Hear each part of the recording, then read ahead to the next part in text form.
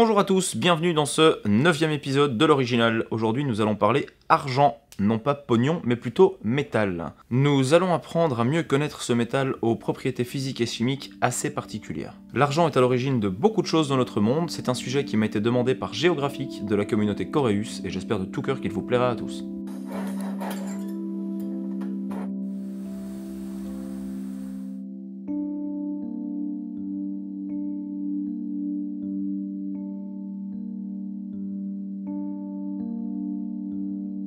L'argent fait comme l'or partie de la famille des métaux de transition, on le considère comme un métal noble, son point de fusion est situé à 961 degrés et sa densité est de 10,5, ce qui signifie qu'il est plus sensible à la chaleur que l'or et il est presque 2 fois plus léger. Le premier producteur mondial est le Mexique, suivi de près par le Pérou et on le trouve sous terre sous forme de petites pépites ou de petites arborescences. Tout d'abord parlons d'argent, pas du métal ce coup-ci mais plutôt de pognon.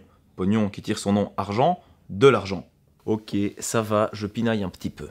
Tout le monde a déjà entendu parler de ces fameuses pièces en argent sans vraiment savoir à quoi elles ressemblaient. On distingue principalement deux types de monnaies.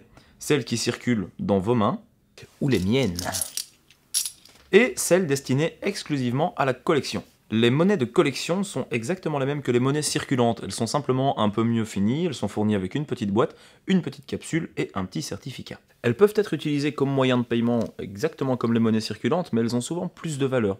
C'est pas trop conseillé de le faire.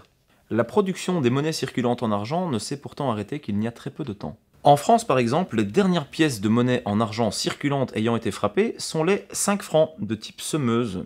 Les dernières frappes datent de 1969 et elles ont été démonétisées par décret le 20 février 1980. En Belgique, nous avons arrêté de frapper la monnaie en argent circulante avec la fameuse 20 francs de type mercure qu'on a arrêté de produire dès 1955. À l'heure actuelle, chaque année sont encore frappés plusieurs types de monnaies en euros, en argent et en or, principalement pour la collection, mais la logique voudrait que vous puissiez aller dans n'importe quel magasin faire vos courses avec. Personnellement, j'ai essayé. Ça doit être ma tête. Comme je l'ai déjà dit dans mon épisode sur l'or, certains métaux sont également des oligo-éléments, assimilables par notre organisme, et l'argent n'échappe pas à cette règle. Il peut être consommé sous forme d'argent colloïdal. Il s'agit d'un breuvage à base d'eau distillée contenant des molécules d'argent en suspension dissoutes par galvanoplastie. Cette forme de complément alimentaire est assez utilisée en naturopathie et principalement pour les affections cutanées. Je me suis sacrifié pour vous, j'ai goûté cette mixture. C'est d'apparence comme de l'eau. Quand vous le buvez en bouche, il n'y a pas de goût particulier. Par contre, quand vous l'avez avalé, il y a une espèce de goût dégueulasse qui vous attrape l'arrière de la gorge.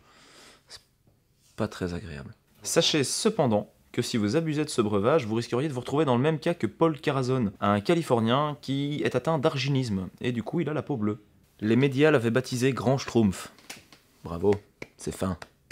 Le petit souci avec l'arginisme, c'est que ça ne vous rend pas seulement la peau bleue, ça vous amène tout un panel de symptômes sympathiques, comme des lésions cérébrales, des convulsions ou un état végétatif persistant. L'argent possède une autre particularité que vous connaissez probablement tous. Sous forme de sel, l'argent est photosensible, soit sensible à la lumière. Comme les molécules de sel d'argent se contrastent au contact des photons, c'est une matière qui a énormément été utilisée en photographie argentique, d'où le nom. Il l'est cependant beaucoup moins depuis l'arrivée du numérique. Il reste cependant encore pas mal utilisé en radiologie. Et les vieilles radiographies se rachètent au kilo afin de récupérer le résidu d'argent présent en surface. Ceci dit, le secteur où il reste le plus utilisé est toujours la bijouterie. Une dernière petite chose sympathique avec l'argent, c'est qu'on parle souvent d'oxydation du métal lorsque l'argent devient noir. En fait, c'est totalement faux. L'argent ne s'oxyde pas, il se sulfure. Il réagit au petit peu de soufre qui est présent dans notre air. Voilà, nous sommes arrivés à la fin de notre petit tour d'horizon sur l'argent et j'espère vraiment de tout cœur que l'épisode vous aura plu. J'en profite pour remercier très chaleureusement la communauté de la vidéothèque d'Alexandrie ainsi que la communauté du site Coréus qui m'ont réservé un très chaleureux accueil. Et petite dédicace au passage pour l'Icarion, je le remercie beaucoup pour son soutien. Je profite également de la fin de cette vidéo pour vous inviter à venir me rencontrer ce 22 novembre lors de la journée des artisans. C'est une sorte de parcours découverte de différents types d'artisanat et mon atelier sera partiellement ouvert. Vous trouverez toutes les informations relatives à cet événement sur ma page Facebook. Pour la semaine prochaine, je vous réserve une petite surprise pour Halloween. D'ici là, portez-vous bien. Je vous embrasse.